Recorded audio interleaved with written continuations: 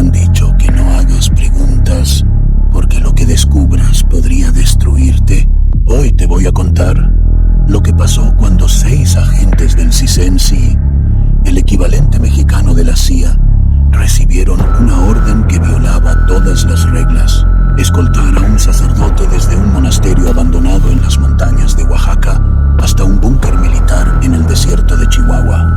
No podían interrogarlo, no podían tocarlo sin guantes, y la única instrucción escrita en rojo en el sobresellado decía: manténganlo con vida, no por él, sino por ustedes. Si crees que esto es ficción, espera leer lo que pasó después de que las luces se apagaron. Y si estás solo, tal vez quieras encender otra luz, porque lo que vino después no fue humano.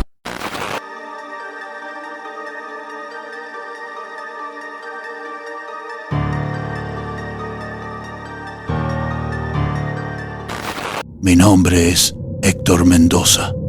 Antes de esto, fui agente de operaciones especiales del Centro de Investigación y Seguridad Nacional. Tenía 12 años de servicio, 3 condecoraciones por misiones en zonas de alto riesgo y una regla de oro: nunca confíes en lo que no entiendes. Pero esa regla se rompió el 3 de octubre, cuando recibimos la orden de movilización con código Umbra 7. Ninguno de nosotros sabía qué significaba, solo que debíamos estar en el helipuerto a las 4, sin armas de fuego, con trajes antibalas estándar y un kit médico básico.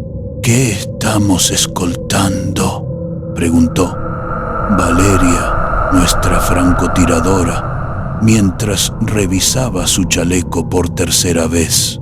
No preguntes, dijo Diego Toro Ramírez, el más veterano. Si te dan un sobre sellado con cera negra, mejor no lo abras. Pero lo abrimos, y lo que leímos nos heló la sangre. Objetivo: Padre Anselmo Valtierra. Origen: Monasterio de San Lázaro, Sierra Mixe, Oaxaca. Destino: instalación Coyote Negro. Base Militar 17, Desierto de Samalayuca, Chihuahua. Condiciones: no interactuar más allá de lo necesario, no permitir contacto físico directo, mantenerlo con vida. Si habla, grabar. Si reza, grabar. Si calla, también grabar. En caso de intento de fuga, contenerlo sin usar la fuerza. Advertencia: no es un prisionero, no es un testigo, no es humano. Ustedes no lo protegen, ustedes se protegen de él. ¿Qué carajo significa no es humano?, murmuró Luis Chato. Méndez, nuestro técnico de comunicaciones. Nadie respondió. Solo el zumbido del helicóptero Black Hawk rompiendo el silencio del amanecer. 4 horas después, aterrizamos en una explanada cubierta de maleza y piedra volcánica. El monasterio de San Lázaro se alzaba como un esqueleto de piedra entre la niebla. No había campanas, no había pájaros, ni siquiera el viento se atrevía a mover las hojas secas. El aire olía a humedad podrida, a incienso quemado hace décadas y a algo más metálico, como sangre seca en un altar olvidado. Esto no es un monasterio, susurró Valeria. Es una tumba con ventanas. Caminamos en formación, armas no letales en mano, porras eléctricas, gas pimienta, esposas de titanio. Entramos por la puerta principal, que chirrió como si alguien hubiera estado abriéndola todas las noches. Dentro, el frío era distinto. No era el frío del clima, era el frío de algo que respira en la oscuridad y te observa desde donde no puedes ver. Y entonces lo vimos, sentado en el centro del coro, sobre un banco de madera carcomida, estaba El padre Anselmo, alto, demasiado alto, piel como cera de cirio, casi translúcida, ojos negros, no oscuros, negros, como si no hubiera iris ni pupila, solo vacío envuelto en carne. No se movió, no parpadeó, solo giró la cabeza lentamente, como una estatua que alguien empuja desde atrás. Padre Anselmo, dije, con la voz más firme que pude, somos del CISEN, estamos aquí para escoltarlo. Él no respondió, solo se levantó, sin esfuerzo, sin sonido, como si la gravedad no lo afectara, y caminó hacia nosotros. Cada paso resonaba, pero no en el piso. En mis huesos sentí un hormigueo en la nuca, como si miles de insectos me subieran por la columna. Valeria tragó saliva. Chato dejó de respirar. Toro apretó la porra eléctrica hasta que sus nudillos se pusieron blancos. Vamos, dije, forzando calma. El vehículo está afuera. Él asintió una sola vez y sonrió, no con los labios, con los ojos. Los ojos se curvaron hacia arriba como si tuvieran músculos propios. El viaje en la camioneta blindada fue el peor de mi vida. No por el terreno, no por los baches, por el silencio. Un silencio que no era silencio, era expectante, como si el aire estuviera esperando a que alguien dijera la palabra equivocada para romperse. La radio empezó a fallar a los 20 minutos. Primero, interferencia. Luego, un zumbido grave, como el rugido de una bestia dormida. Después, voces, susurros en latín. O tal vez no era latín. Era algo más antiguo, algo que hizo que Chato se tapara los oídos y empezara a rezar el Padre Nuestro en voz baja. Las luces del panel parpadeaban cada 13 segundos, exactos, como un latido. Y cada vez que parpadeaban, yo sentía que el Padre Anselmo se acercaba, no físicamente, espiritualmente, como si su sombra se estirara y me rozara la espalda. En un momento, lo miré por el espejo retrovisor. Él me miraba a mí, fijo, sin pestañear, y sentí que algo dentro de mí se desprendía, como si mi alma estuviera atada con cuerdas y él estuviera jalando una lentamente. ¿Qué eres?, pensé, con el corazón golpeándome las costillas. ¿Por qué te temen hasta los generales? ¿Qué hay detrás de esos ojos?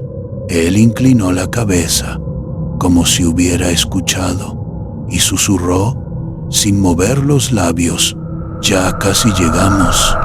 Nadie más lo oyó, pero yo sí, y supe, con una certeza que me hizo temblar, que no estábamos llevándolo a prisión. Él nos estaba llevando a nosotros, a su jaula. Llegamos a Coyote Negro al anochecer, una instalación militar construida bajo tierra, camuflada entre dunas y alambradas. Los soldados de guardia nos recibieron con rifles apuntando al suelo, pero sus ojos no miraban a nosotros, miraban detrás de nosotros, como si supieran que venía algo que no debía estar allí. ¿Es él?, preguntó el teniente, con la voz quebrada. Asentí. «Síganme, rápido». Lo escoltamos por pasillos de concretos iluminados con luces LED azules. Cada puerta que pasábamos se cerraba automáticamente detrás de nosotros, como si el edificio mismo tuviera miedo de que escapara. Lo metieron en la celda 7, acero reforzado, vidrio blindado de 15 centímetros, sensores de movimiento, temperatura, vibración, hasta de frecuencia cardíaca, y una advertencia escrita en la pared: en letras rojas: no lo mire directamente más de 5 segundos. No responda si habla. Si sonríe, abandonen la sala. ¿Qué demonios es este lugar?, preguntó Valeria, con los ojos inyectados de pánico. No es una prisión, dijo Toro con la voz ronca. Es un altar. Y yo entendí. No lo trajimos para contenerlo, lo trajimos para despertarlo. ¿Qué pasó cuando apagaron las luces? ¿Por qué Ross empezó a hablar en un idioma que nadie en la Tierra conoce? Y lo más importante, ¿por qué el sacerdote estaba esperando exactamente este momento? Suscríbete, activa la campanita, porque la historia apenas comienza. La sala de control era pequeña. 4 monitores, 2 sillas, una mesa con café frío y el zumbido constante del sistema de ventilación. Nos turnábamos en parejas para vigilarlo. 4 horas cada uno. Pero nadie dormía, ni siquiera cuando no estabas de turno, porque, aunque cerraras los ojos, él seguía ahí en tu mente, susurrando, riendo sin sonido. Yo estaba con Raúl Ross Sandoval, nuestro especialista en interrogatorios en el primer turno de la madrugada. El padre Anselmo estaba sentado en el catre, con las manos sobre las rodillas, inmóvil, como una estatua de sal. ¿Crees que duerme?, preguntó Raúl, mordiéndose la uña. No, dije, no creo que necesite dormir. ¿Y por qué no hace nada? Porque está esperando. Y entonces se movió, no caminó, se desplazó. De un parpadeo a otro, pasó de estar sentado en el catre a estar de pie, en el centro exacto de la celda, sin sonido, sin esfuerzo, como si el espacio entre ambos puntos simplemente no existiera. Raúl se levantó de un salto. ¿Qué carajos fue eso? Grábalo, dije, con la voz temblando. Graba todo. Pero lo peor no fue eso, fue su sombra, porque cuando él se movió, la sombra se quedó atrás. 1 segundo, 2, y luego se arrastró por el suelo como una mancha de tinta viva hasta alcanzarlo y pegarse a sus pies. Esto no es posible, murmuró Raúl. Las sombras no hacen eso. Calla, dije, no hables, no lo mires. Pero ya era tarde. Raúl lo miró directamente a los ojos y el padre Anselmo sonrió, una sonrisa que le partió la cara de oreja a oreja, mostrando dientes demasiado afilados, demasiado numerosos, y sus ojos se volvieron completamente negros. No como antes. Ahora parecían pozos que te jalaban hacia adentro. Él no está solo, susurró Raúl con la voz quebrada. Él no está solo, nunca estuvo solo. Cayó de rodillas, empezó a temblar y luego empezó a hablar, pero no en español ni en latín. Era un idioma gutural, antiguo, lleno de consonantes que sonaban como huesos rompiéndose.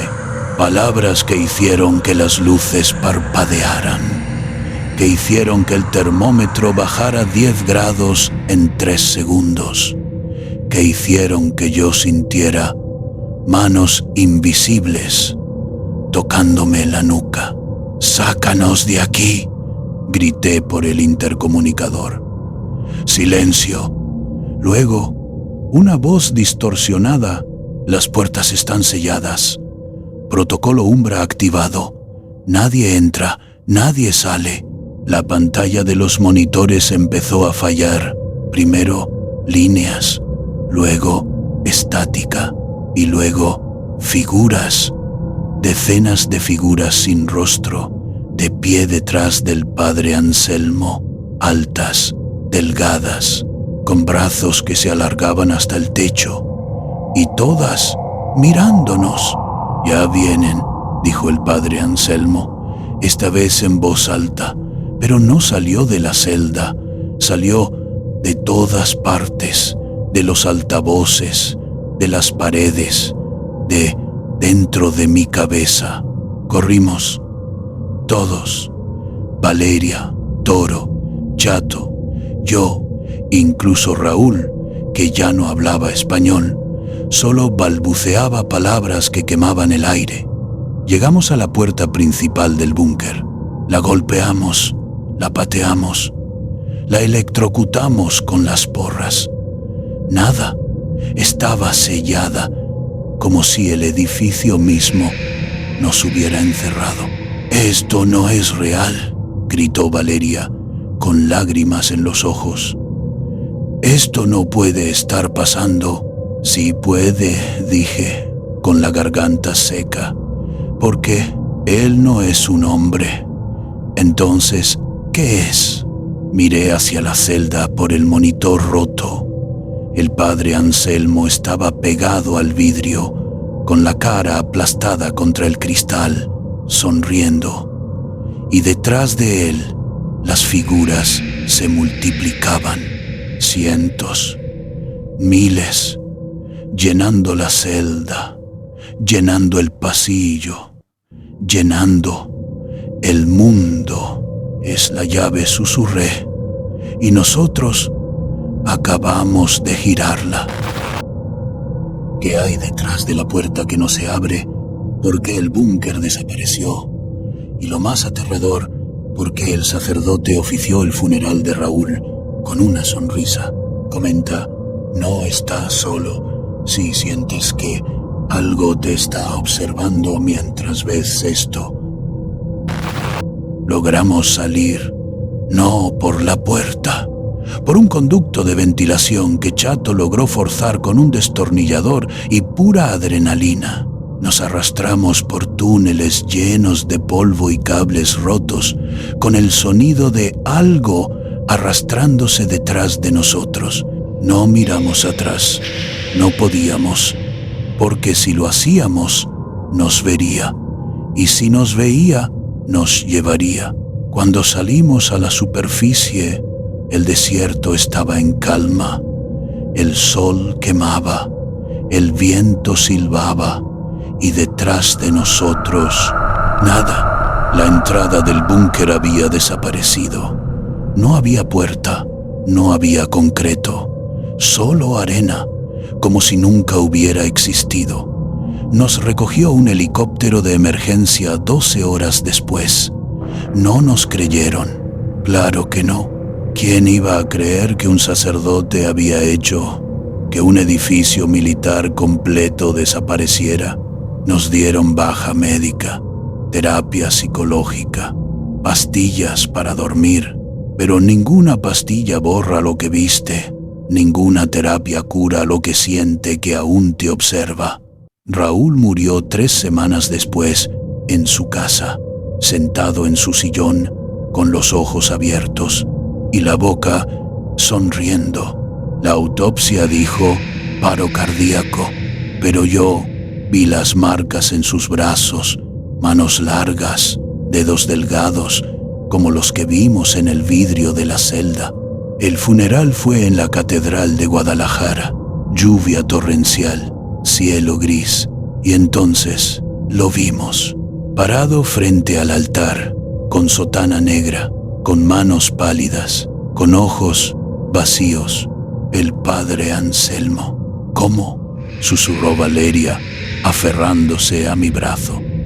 «Shh», dije, «no lo nombres, no lo mires». Pero él ya nos había visto, y mientras hablaba del descanso eterno y la misericordia divina, sus ojos se clavaron en los míos.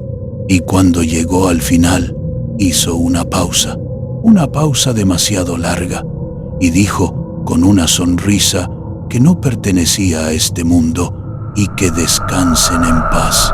Amén. Y en ese amén algo cambió. El aire se volvió pesado. Los cirios se apagaron solos. Y en el reflejo del ataúd de Raúl vi decenas de figuras paradas detrás de nosotros, sin rostro, sin sombra, solo esperando. Salimos corriendo. Valeria vomitó en la banqueta. Toro se desmayó en el auto. Y yo todavía siento su voz en mis sueños. Ya están aquí. Siempre han estado aquí. Y tú los dejaste entrar.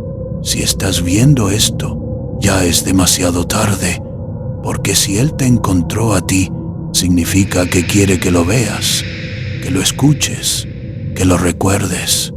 Y una vez que lo haces, ya no puedes olvidarlo. No sabemos qué es, no sabemos de dónde viene, pero sabemos una cosa: no lo capturamos. Él nos usó y ahora está libre y está cerca, mucho más cerca de lo que crees.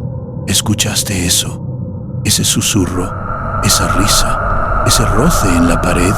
No estás solo. Él está contigo. Y esta vez no necesita una celda para atraparte. Comenta Padre Anselmo si sientes que algo cambió en tu habitación después de ver esto. Y por favor, no apagues la luz. Si te gustó este video, dale me gusta y compártelo para más historias como estas de terror. Y no olvides suscribirte, porque si no vas a chupar faros.